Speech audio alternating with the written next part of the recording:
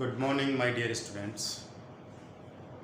Class 12th में last day हमने जो वीडियो डिस्कस किया था वो बीच में ही रह गया था हमारे आईटी डिपार्टमेंट के हेड मिस्टर हेमंत की वजह से, क्योंकि कुछ टेक्निकल प्रॉब्लम्स आ गई थी और हम उस टॉपिक को पूरा नहीं कर पाए थे। आइए पहले स्टार्टिंग के 5 मिनट के लिए हम उस टॉपिक पे डिस्कस करते हैं। हमारा टॉपिक जो चल रहा था वो था इनविटेशन। कौन सा था भाई? इनविटेशन। और इनविटेशन में हम फॉर्मल के रिप्लाई पे डिस्कस कर रहे थे, जिसमें हमने कहा कि रिप्लाई में हम पढ़ते हैं एक्सेप्टिंग या डिक्लाइनिंग, मतलब हाँ या ना। इट मीन्स आप प्रोग्राम में आ रहे हो या नहीं आ रहे हो, इस चीज़ के ऊपर डिस्कस किया जाएगा। फिर हमने कहा कि एक फॉर्मेट होता है उस चीज़ का, वो फॉर्मेट आपके सामने है, एक बार दोबारा से मैं बता रहा हूँ, देखो ध्यान से। स्टार्टिंग में हमने लिखा Mrs and mister, name, thanks, Mrs and mister, और फिर आया नेम। तो इस चीज़ के लिए मैं आपको उस दिन भी बताया था, फिर बता देता हूँ। When we write the Mrs and mister, Mrs and mister is write at the time when after we write the surname. जब हम किसी का सरनेम लिख रहे हों, क्या लिख रहे हो भाई? सरनेम लिख रहे हों, तो हम यूज़ करते हैं मिसिज या मिस्टर का। लेकिन अगर हम सिंगल कोई नेम लिख रहे हैं, जैसे मान लो राम, तो हम यूज़ करेंगे ओनली मिस्टर। और अगर हम लिख रहे हैं सीता, तो हम यूज़ करेंगे मिसेज का। किसका यूज़ करेंगे? मिसेज का। समझ में आ गई ये बात? फिर देखो आगे, मिसेज एंड मिस्टर के आगे आपको लिखा हुआ दिख रहा है नाम। किसका नाम? मैंने उस दिन भी बताया था, रिसीवर का नाम जिसको इनविटेशन मिला है, वो थैंक्स कर रहा है किसको? उस व्यक्ति को जिसके घर प्रोग्राम है। जिसके घर क्या है? प्रोग्राम है। जिसके घर से इनविटेशन प्राप्त हुआ है, उसको वो क्या कर रहा है? इनवाइट कर रहा है, सॉरी थैंक्स बोल रहा है। यहाँ पर किसका नेम आ गया? Receivers name. फिर हमने कहा किसके लिए थैंक्स बोल रहा है? For their kind invitation at the occasion of. Kind invitation, उसके द्वारा दिए गए इतने मतलब सम्मान के साथ, बड़े सम्मानजनक तरीके से जो आपको बुला रहा है, उस इन्विटेशन के लिए आप उसको थैंक्स कर रहे हो। फिर मैंने कहा कि जो देयर वर्ड है ये भी चेंज होता रहता है according to mood, his and her. His and her कब? वही मिसेज एंड मिस्टर का अगर यूज किया जा रहा है, then we write there. And if we only use the single male word या female word, then according to male and female we use his and her. Correct? And the next is that occasion of name of programme. कौन सा programme है? Birthday party, marriage anniversary. इसको लिखने का भी एक तरीका होता है। आप डायरेक्ट नहीं लिख सकते मैरिज एनिवर्सरी पार्टी, आप लिखोगे his marriage anniversary party, her marriage anniversary party, या फिर आप लिखोगे क्या? Their marriage anniversary party, his, her, their. समझा देता हूँ आपको दोबारा से, Mrs and mister, their, mister, his, Mrs, her. ये लो, हमने इस चीज़ को यहीं पे डिफाइन कर लिया। फिर हम यूज़ करते हैं डे। किस डे को प्रोग्राम सेलिब्रेट किया जा रहा है? Sunday, Monday, Tuesday, Wednesday, Thursday, Friday या सैटरडे को, क्योंकि हम यही देखते हैं।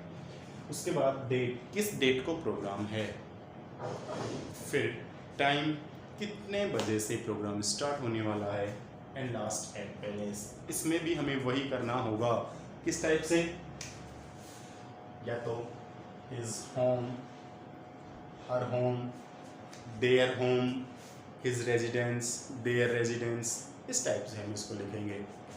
एक सबसे मोस्ट चीज़, सबसे मोस्ट इम्पोर्टेंट थिंग जो मैंने आपको लास्ट क्लास में नहीं बताई थी, याद नहीं रहा मुझे, आज बता देता हूँ। फॉर्मल रिप्लाई इन्विटेशंस के अंदर हमेशा थर्ड पर्सन का यूज़ किया जाएगा। Remember it.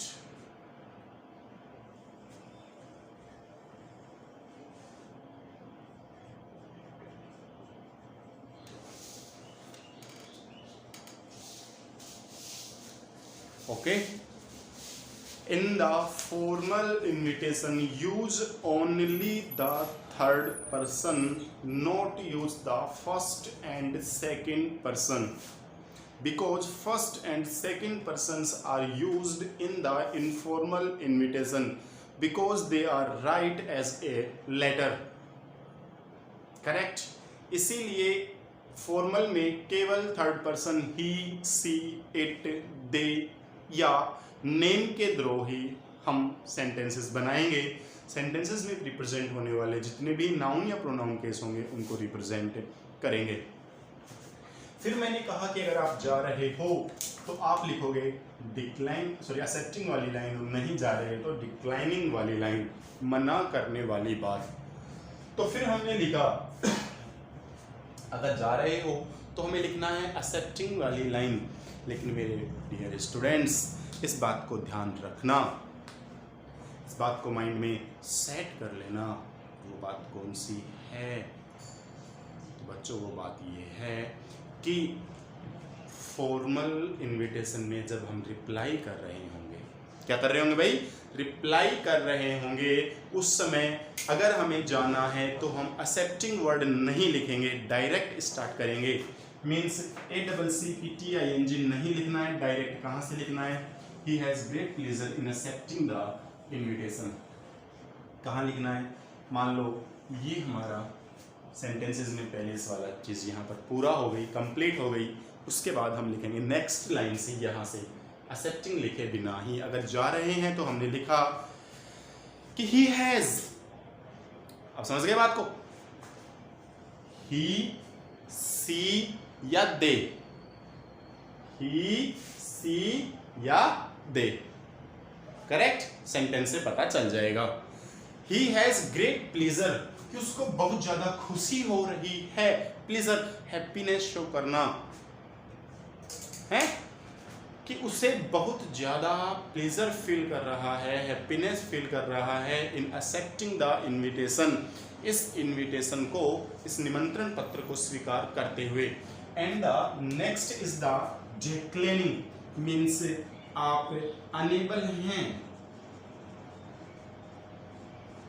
you are unable to attend it, you are unable to attend it, means आप इस प्रोग्राम को अटेंड नहीं कर पाएंगे, आप असक्षम हैं.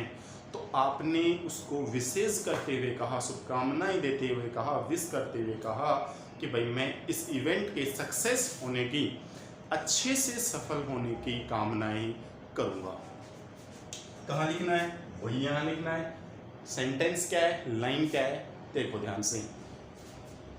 He wishes every success of the function, event, program, वो हम अपनी तरफ से एडजस्ट करेंगे. तो हमने लिखा कि ही, वह विश करता है, मतलब उसकी ये इच्छा है, वो ये चीज के लिए प्रे करेगा गॉड से. क्या?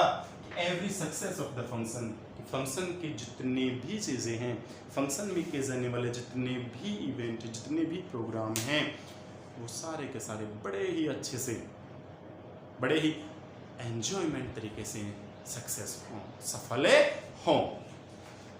फिर वही बात, ही, सी, इट, सॉरी ही, सी या दे का यूज हम कर देंगे मिसेज, मिस्टर या मिसेज के हिसाब से.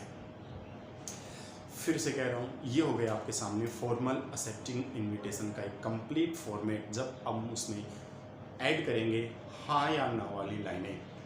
अब हम इसके ऊपर कुछ क्वेश्चंस करते हैं. दोनों पे एक एक क्वेश्चंस मैं करा रहा हूँ, एक एक्सेप्टिंग और एक डिक्लाइनिंग, करेक्ट.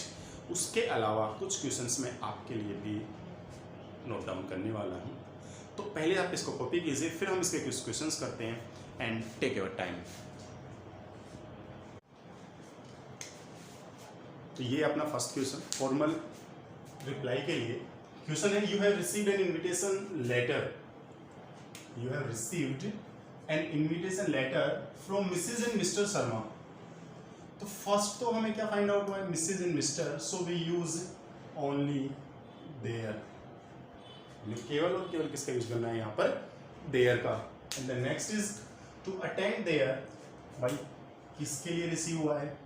अटेंड करना है उनके ब्रदर की बर्थडे पार्टी को, जो है 5 जुलाई 2018। टाइमिंग भी दी गई है 7 PM। एड्रेस भी है एट द रेजिडेंस। इसके लिए हमें फॉर्मल इनविटेशन में रिप्लाई करना है, इनफॉर्मल में नहीं करना है। और फॉर्मल में भी कौन से वाला है? एक्सेप्टिंग वाला। तो क्वेश्चंस करते हैं हम लोग। First and for withdraw a box and in the first line we should write Mrs. and Mr. Thanks Mrs. and Mr. अब याद करो फॉर्मेट को। मैंने उसमें आपको 2 नाम बताए थे, फर्स्ट और सेकंड नेम। फर्स्ट नेम उस व्यक्ति का जिसको कि रिसीव हो रहा है, यानी कि जिसको इनविटेशन मिल रहा है, प्राप्त हो रहा है, रिसीवर का नेम। सेकंड उस व्यक्ति का नाम जिसके घर प्रोग्राम है, मीन्स नेम ऑफ प्रोग्रामर। अब यहाँ हम देखते हैं कि you have received an invitation, आपको मिला है इनविटेशन। कहाँ से? मिसेज एंड मिस्टर शर्मा के यहाँ से। तो प्रोग्राम किनके यहाँ है? Mrs and mister Sharma.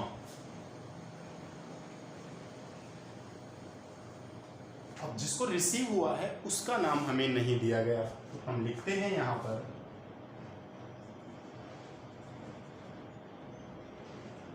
Rohan Saxena thanks कर रहा है मिसेज एंड मिस्टर शर्मा को। किसके लिए? For their kind invitation at the occasion of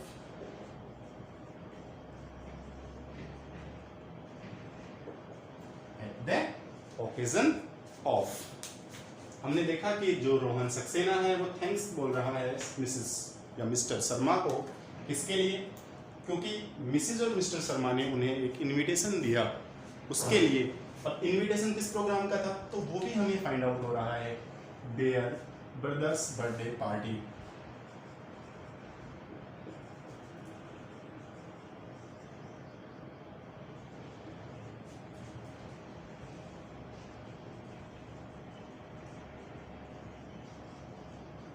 coma on day, on date, at time, at palace. तो सबसे पहले हम लिखेंगे on day, Monday, date 5 January 2018 at 7 PM and at their residence means निवास स्थान पर। हमने इन चीज़ों को मेंशन कर दिया यहाँ पे। और वो थी कौन कौन सी थी? फर्स्ट था program name, birthday party, day Monday, date 5 January, time 7 PM, और कहाँ पर है प्रोग्राम? तो हमने कहा कि उनके घर पे ही है। फिर हमने फाइंड आउट किया किस टाइप का रिप्लाई करना है, एक्सेप्टिंग या डिक्लाइनिंग। तो हमने कहा एक्सेप्टिंग में रिप्लाई करना है। तो हमने लिखा they have great pleasure in accepting the invitation. उन्हें बहुत ज़्यादा खुशी हुई, वो बहुत ज़्यादा खुश हुए। किस चीज़ के लिए? इस लेटर को एक्सेप्ट करके, यानी कि वो इस प्रोग्राम में आ रहे हैं। तो ये हुआ आपका एक क्वेश्चन। अब इसी क्वेश्चन में सपोज दैट मैं इस एक्सेप्टिंग वर्ड की जगह अगर यूज़ कर देता हूँ डिक्लाइनिंग वर्ड, तो फॉर्मेट कंप्लीटली ऐसे के ऐसे रहेगा। बस ये जो रेड लाइन मैंने यहाँ लिखी है जो एक्सेप्टिंग के लिए थी, उसकी जगह आप लिख दोगे they wish every success of the function या इवेंट, भाई आप प्रोग्राम में नहीं जा पा रहे हो, आपको कुछ भी अर्जेंट वर्क है, तो आपने लाइन लिखी कि they wish every success of the function, कि वो इस चीज़ के लिए गॉड से प्रे करेंगे, उनकी ये कामना है कि फंक्शन जो है वो अच्छे से कंप्लीट हो, अच्छे से हो जाए।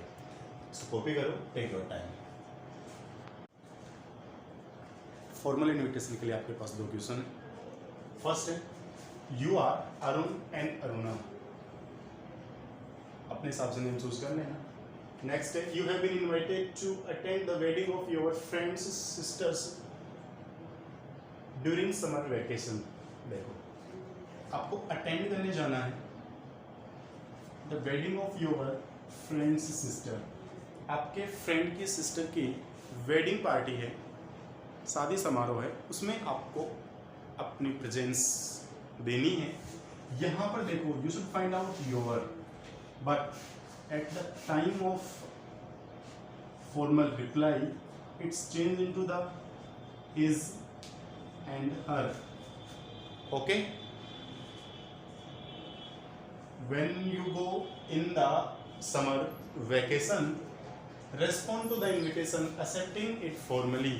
अब आपको रेस्पॉन्ड करना है, जवाब देना है, रिप्लाई करना है इस इनविटेशन में, किसके अंदर?